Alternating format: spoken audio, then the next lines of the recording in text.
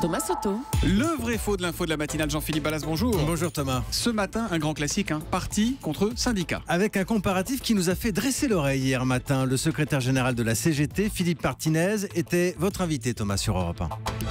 La CGT à elle toute seule a plus d'adhérents que l'ensemble des partis politiques réunis en France. La CGT aurait donc toute seule plus d'adhérents que tous les partis politiques cumulés. Affirmation de Philippe Martinez. Vrai ou faux, Jean-Philippe? Je dis vrai, Thomas, mais ça se joue à pas grand-chose. On va vite évacuer les chiffres. D'abord, la CGT, aux alentours de 684 000 adhérents, chiffre fiable, avec des salariés qui versent donc chaque mois 1% de leur salaire net. Ah bon? C'est la règle, oui. Si vous gagnez 2 000 euros par mois, par exemple, vous donnez 20 euros chaque fois à votre syndicat. Alors d'un côté, on a 684 000 adhérents pour la CGT et pour les partis alors? Alors, nous avons passé une partie de la journée à collecter des chiffres, à faire des additions, Républicains plus PS plus FN, etc.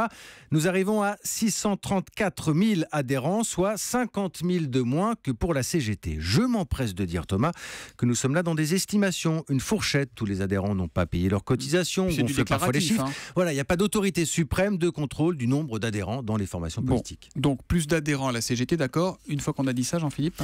On n'a pas dit grand-chose, parce que franchement, là, Philippe Martinez compare un peu des carottes et des navets. Oui, syndicats et partis n'occupent pas les mêmes terrains d'élection, ils n'ont pas les mêmes missions, mais ok, parfois ils participent aux mêmes négociations. Et puisque la CGT parle en nombre d'adhérents, on va au bout de la logique. Cet écart de 50 000, il paraît bien faible quand on le compare à l'âge d'or du syndicat. La chute est flagrante à partir des années 80, elle se stabilise dans les années 90. Mais aujourd'hui, la CGT, il faut le dire, est loin d'être présente partout. Elle est active dans le secteur public, la santé par exemple, mais pas dans le commerce. En tout cas, il y a un point commun entre les partis et les syndicats, c'est que les deux ont du mal à attirer de nouveaux adhérents. C'est vrai aussi pour les partis politiques. C'est vrai, c'est une baisse générale. À une exception près, il y a un parti aujourd'hui qui revendique de plus en plus d'adhérents. C'est le Front National, entre 60 et 80 000, mais là encore, difficile à vérifier. Et à propos du Front National, notez que c'est Marine Le Pen qui sera l'invitée de l'interview politique tout à l'heure à 8h20 sur Europe 1. Le vrai faux de l'info revient demain à 7h40 avec Jean-Philippe Ballas. À demain, Jean-Philippe. À demain.